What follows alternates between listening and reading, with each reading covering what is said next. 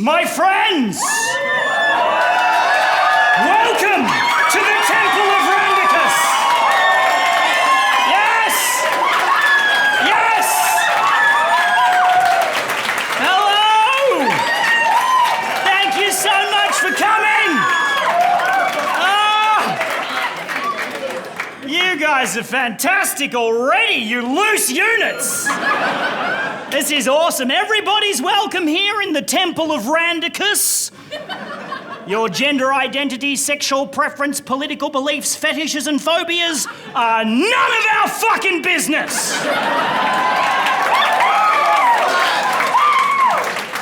And none of the normal rules apply here in the Temple of Randicus. Do whatever the fuck you want. Leave your phones on. We don't care. Take calls. Make calls. Fucking come up here and make calls. Come up here and make calls with your wireless earbuds in like an asshole. We don't give a shit. Take photos if you want, I don't care. Use a flash. We don't give a fuck. I mean, what are you going to do with those photos? Show them to your grandchildren? Oh, look, this is when I went to see Randy.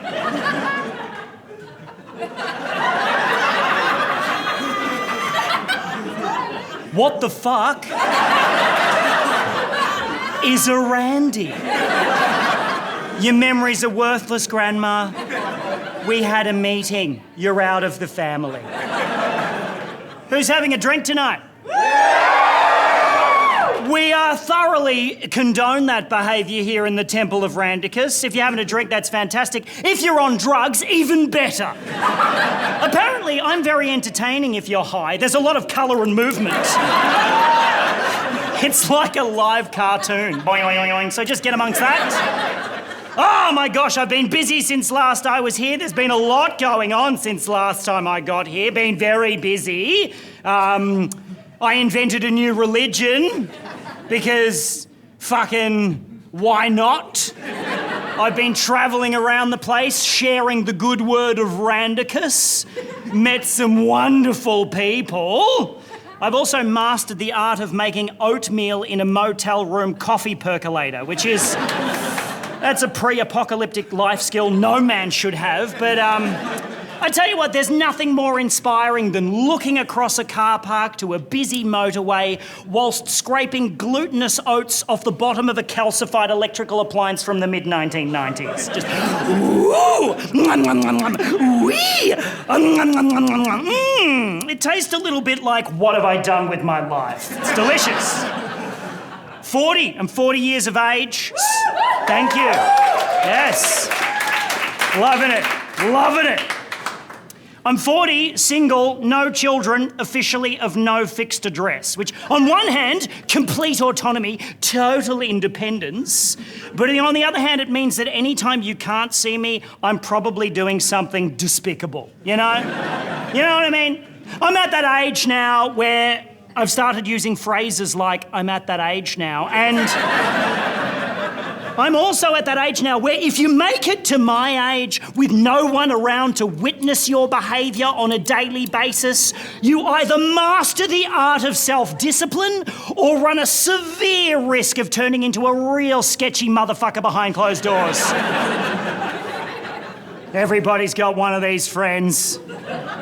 Dead house plants, drinking wine out of a bowl, sleeping in a nest of Uber Eats bags, vaping, watching Netflix on someone else's account.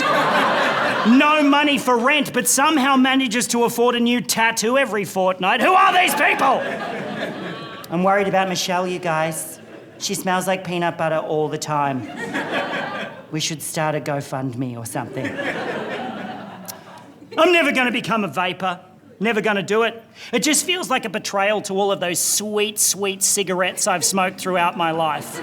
I don't smoke cigarettes anymore, but if you used to smoke cigarettes and now you vape, you're a real piece of shit. You used to be cool, man! Now you're standing on some street corner filleting a mini exhaust pipe like Fonzie's shit sibling.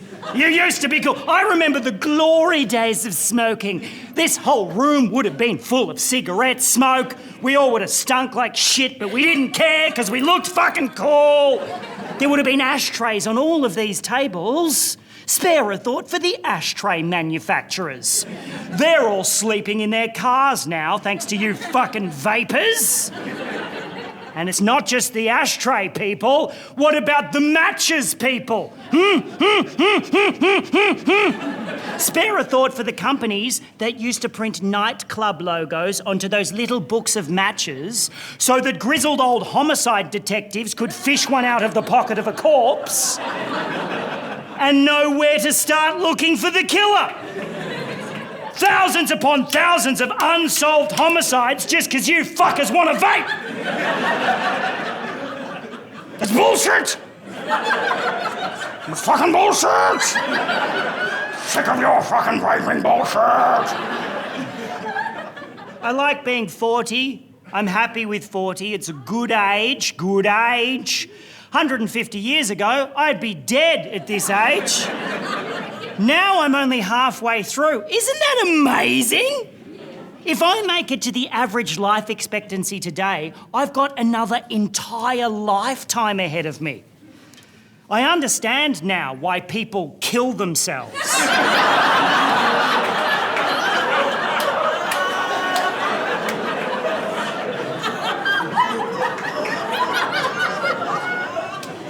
It's a little overwhelming. I don't have any children. I'm happy with that choice. No kids. A lot of people have started saying to me stuff like, "No, Randy, it's the most fulfilling experience you'll ever have."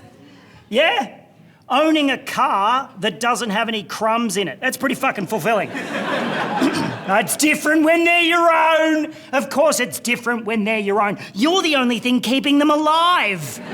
That doesn't make them any less annoying. It just makes you more accountable. A few parents in the house tonight. Not finding this material very amusing, are you? Didn't get a babysitter for this. Come out, get abused by some purple fuckwit. I'll have you know we're raising beautiful children. What if you raise the next Greta Thunberg? Considering that having a kid is like the worst thing you can do for the planet, if everybody stopped trying to raise the next Greta Thunberg, we wouldn't need any Greta Thunbergs in the first place.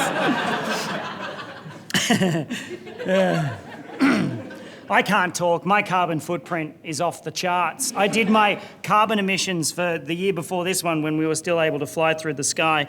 I did my carbon footprint emissions, and just from, like, you know how you can do your carbon calculation? Yeah, so I did my carbon calculation, and just from flights alone, 77.5 tonne of carbon. Just from me sitting in the sky, just, maybe I'll read a book or watch a movie. For hours at a time. Could I have another drink? 77.5 tonne! That means, right, if I took 10,000 squirrels, or squirrels for the Americans in the house. Squirrels. Any squirrels? If I took 10,000 squirrels, just the consonants. We don't do the vowels. Squirrels. If I took 10,000 squirrels and I stitched them all into like a big squirrel ball, like live squirrels, just hand stitched them. So I had a big ball of live squirrels. And then I tied 7 African elephants together, live ones, and then I scooped up my big ball of squirrels. And then I got some super glue and I stuck the squirrels to the back of the 7 African elephants. And then I scooped all of that up and I shoved it right up the arse of a humpback whale, a live one. I would have the exact same weight equivalent as my carbon footprint. I'd also have a severe psychological disorder. That is a whole new level of animal cruelty. Some sort of demonic turducken situation. On my missionary tour, spreading the good word of Randicus, I have been to some regional areas. I know that I've been accepted in the regional areas because I know how to speak their language. You know, I do stuff like I give directions using compass points. You know, people in the country do that. Oh yeah, you just want to head east for 20 clicks and then take a south to southwesterly bearing. All right, Galileo. Just give me some street names and some landmarks. I'm not taking the King's Road into battle. I'm trying to get to the post office, you asshole. But I spent a lot of time while I was travelling. I spent a lot of time in America, in the United States of America. I like it over there, had a good time over there. Had some interesting experiences. I was in Indianapolis, Indiana. So good they named it 1.5 times. I was doing shows there and I stayed on a friend's couch. I made the mistake of staying with the friend. I didn't realise that this friend had a cat. Turns out I was allergic to this fucking cat. So I went to the pharmacy to get some poison to kill the cat. They didn't have any cat poison. Had to get antihistamines. You win this round, cat. They're very loose with the use of the term pharmacy in the States. There's too many things in the pharmacy. Too many things. I was in the pharmacy and this man walked past me with his shopping basket. And look, yes, I had a little sneaky look in his basket. Because you do, don't you, when you're at the pharmacy? You have a little sneaky look. What's this guy got in his basket at the pharmacy? Some sort of embarrassing anus ointment? You have a little look, don't you? You're only human, you have a little sneaky look. So I had a little sneaky look in this man's basket. This is what the man had in his basket at the pharmacy. He had 2 packets of M&Ms, a Mars bar, a bottle of Coca-Cola, and a blood pressure monitor.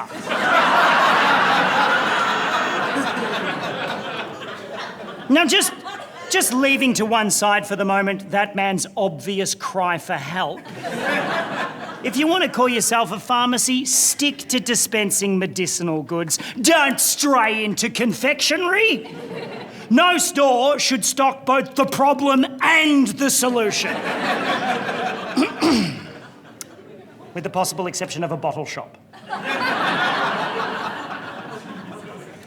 I've kept my Tinder profile to match with everybody. It's good to keep that shit fluid. It's good to keep your options open these days, you know.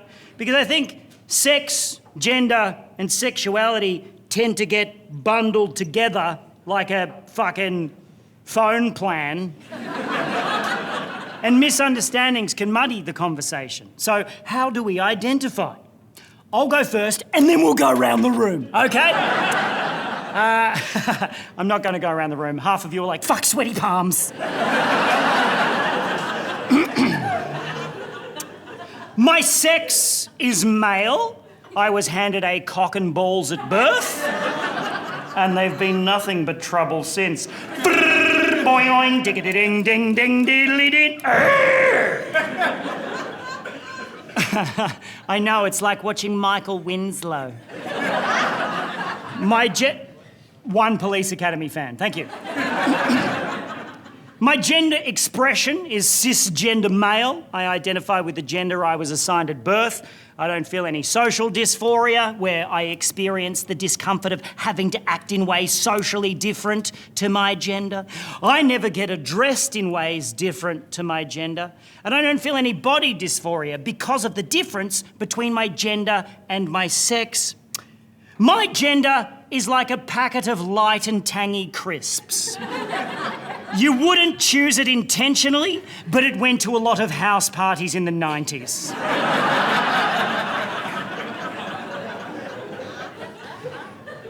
The jury's probably still out on my sexuality. I think I might be polysexual in that I'm attracted to 2 or more genders, but I lean more heavily towards gynosexual because I'm more consistently attracted to feminine gender presentation. My only real struggle these days is that I'm mostly attracted to queer women and lesbians, and they rarely want a piece of this guy, so I get stuck with the straight women. Yuck!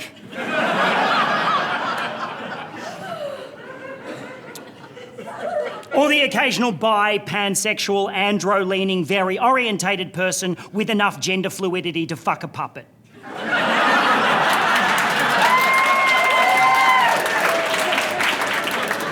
It happens from time to time. Randy does all right. Being on tour, doing my Book of Randicus tour around the place, I find that I get used to communicating with people in different areas, and you have to get used to the language and how to talk to people, and you know when you've been accepted when someone uses a local term of endearment to bring you in to the community. Like when I'm travelling in the country, and if someone refers to me as, this cunt, I know that it's like a warm country embrace, isn't it? Well, this cunt. And it's funny, because that's still a bit of a divisive word, the old C-bomb. Some people still find that offensive, particularly when you're travelling overseas. Some countries, get this, some countries don't use it as a term of endearment. Isn't that weird? Here's like, g'day, cunt, how you going? We love it, we bloody love it. And I think the power of a word stems from its history, right? As an archaic descriptor for female genitalia, the old C-bomb, it's been in languages forever, written languages at least, you know, as far back as language goes. European, Norse, Egyptian, Indian. And at its origins, it's either a benign identifier or a term imbued with actual respect. The Hindu nature goddess, Kunti, for example. The word vagina is arguably more oppressive. The Latin origin of vagina is sword sheath. Some Roman anatomist was like, that, gentlemen, is where we shall holster our dicks. That is its sole purpose. Cunt is so much more inclusive, it's the entire clito-urethro-vaginal complex. Internal, external, labia, perineum, clitoris, vagina, the whole magnificent vulvic cornucopia. And it's just... Yeah, testify. And it's just a better word, too. I think it's just a better word. Vagina sounds so redneck. Check out me vagina! Hey, Barry Copper, squeeze at me vagina! This is my cunt. It's so crisp. It's so crisp and powerful. I think it's misunderstood as a word. It's like a DJ at a wedding. It has a lot of power, but nobody gives a fuck about its backstory. It's nice being able to fly again. My preferred airline partner is Virgin Airlines, or as I like to refer to them as Gentlemen Airlines. I like to call them Gentlemen Airlines because the cabin crew consistently remove the letter T from the word gentleman while making their cabin announcements. Good afternoon, ladies and gentlemen. Welcome to Flight 643 to Sydney. Ladies and gentlemen, we'll soon be commencing the drink service. Hello there, gentlemen. Can I get you gentlemen anything to drink? Yes, I'll have a cup of tea, thanks. Oh, I don't want to drink it. I just want you to take that tea and put it back in the word gentleman!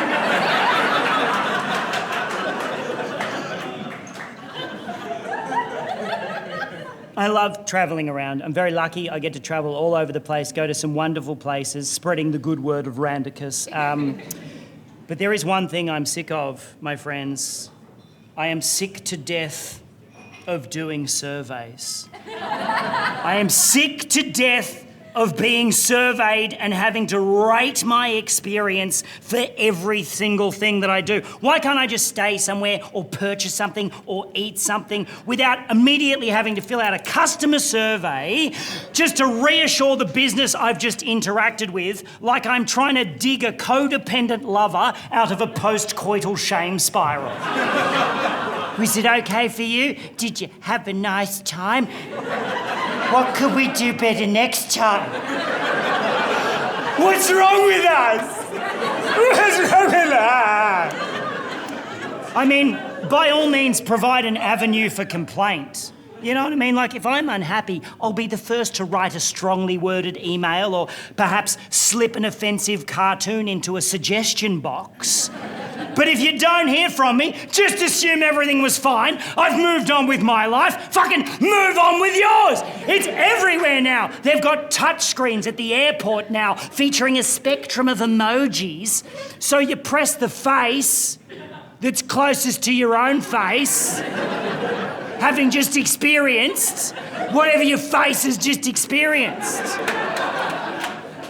And they have them outside the bathrooms at airports. Touchscreens! Outside the bathrooms! Oh, God, no. I've got to do the survey. All right, you guys go ahead. I'll catch the next flight. I have to do the emoji survey. Okay, here we go. Boobity-boo, this is a tough one. All right, which face most accurately depicts my current emotional state, having just taken a shit at an airport? I can't choose between tragically desperate or shamefully humiliated. You know what? I'll just pick, I didn't wash my hands. I genuinely can't tell if you're on board with this or not. Just by round of applause, who here is sick of doing surveys? Anybody at all? All right. That was a survey, you morons! I just surveyed the room. You're like, yeah, we hate doing surveys. We never do surveys. That's how they get you. Stay on your fucking toes. The reason I started a new religion was partly because I had a spiritual awakening of sorts. I had like a proper spiritual awakening. Like I wasn't raised to believe anything particularly spiritual. I was raised Catholic, so I had a lot of guilt, not a lot of spirituality, but I had a near-death experience. What happened to me was I nearly died from food poisoning. Yeah, you're right to laugh. It's a bullshit way to die. What would people have said about me after I was gone? Oh, yeah, well, he always did make poor menu choices. What happened to me was I got food poisoning and I ended up getting salmonella, and it attached itself to my spleen somehow. And after 6 weeks in hospital, a man put his hand into my stomach and pulled out my manky spleen and then dropped it gently into a waste paper basket. So I don't have a spleen anymore. If you don't know what the spleen does, it filters your blood and it helps in the fight against nasty bacteria. It's kind of like the organ equivalent of a nightclub bouncer. You don't really need it, and no one really likes it, but if it's not there, someone's gonna get their dick out on the dance floor. And now that I don't have a spleen anymore, I have to take a daily dose of preventative antibiotics. Luckily for me, they're broad spectrum antibiotics, which means they're designed to combat everything from ear infection to gonorrhea. Which will be handy if I ever get fucked in the ear by anyone from Tinder. Oh my God, it's so great to finally have a safe space to share our STIs, isn't it? Thanks for swiping on me.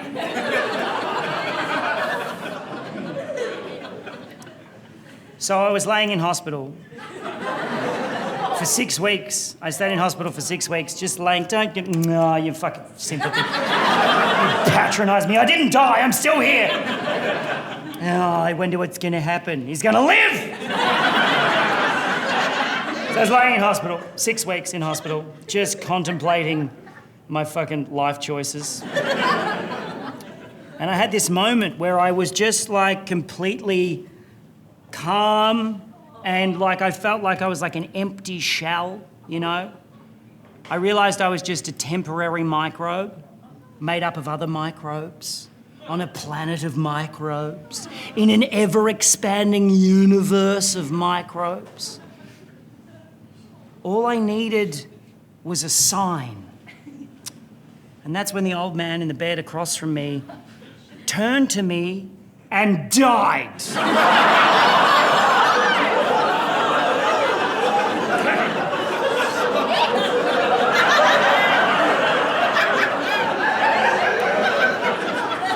And while rifling through his possessions,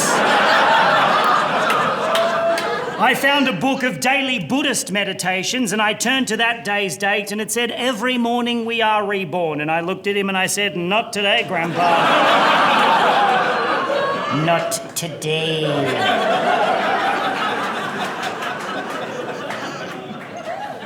It was my uncle that got me into comedy, inadvertently. My uncle is an amateur magician. And by that I mean he really wants to be a magician, but he's a little bit fucking amateur!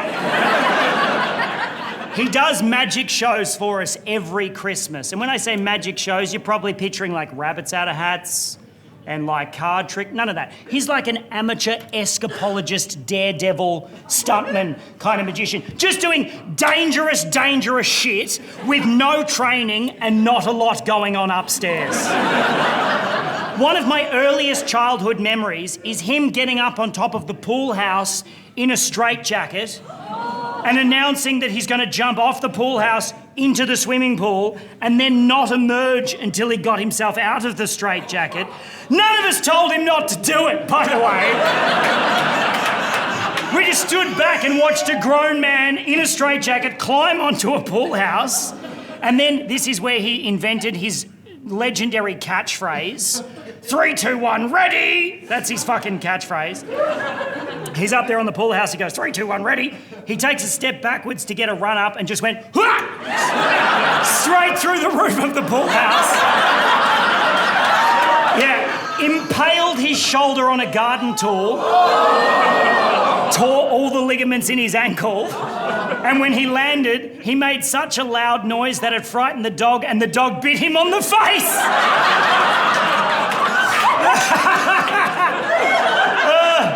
So Christmas is always awesome.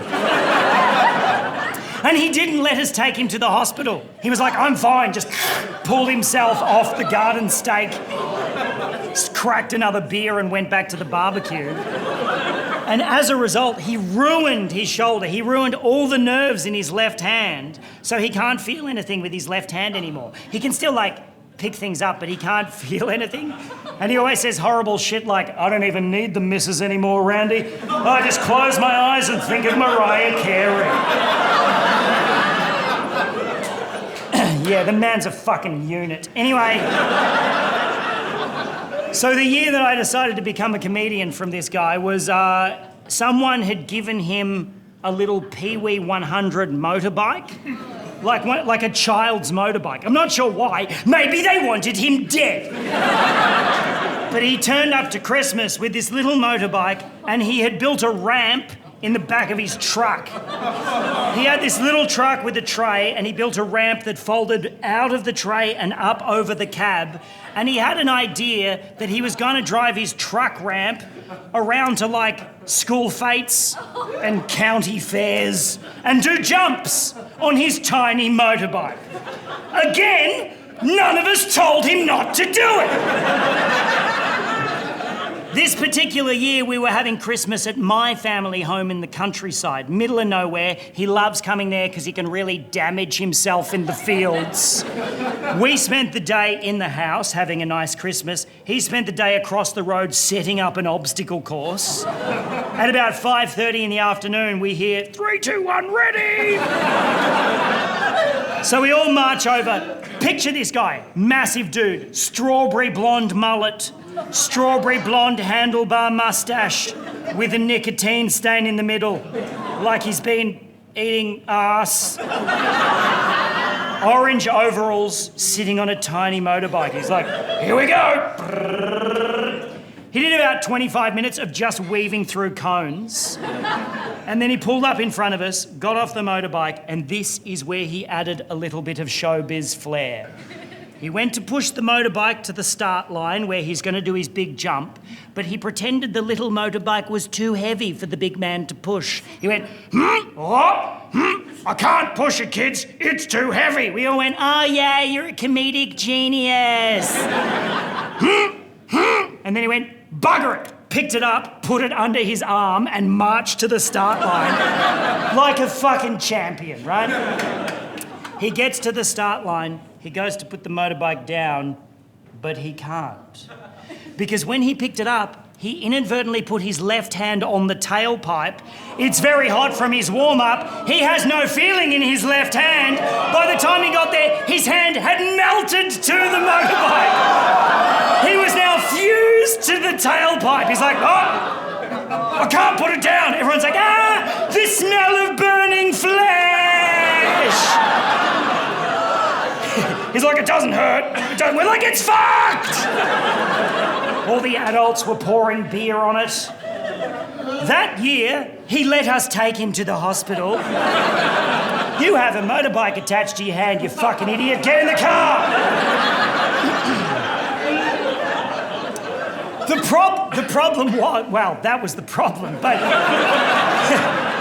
The other problem was that everybody was camping out because we were staying at my house in the country, so nobody could drive him. Everyone was too drunk, except for me. I had been on my learner's permit for 1 week!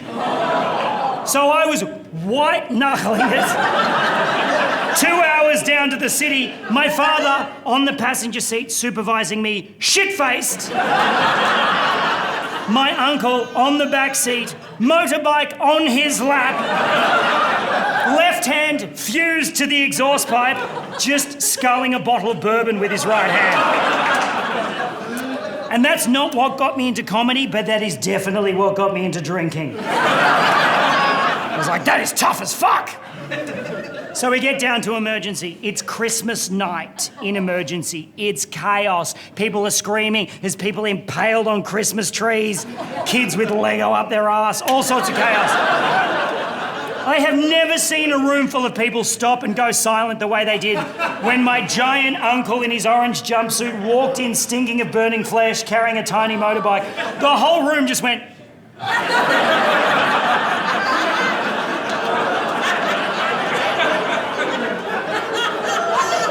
He marched up to the counter, slammed the motorbike down in front of the nurse and just said, I've done a mischief!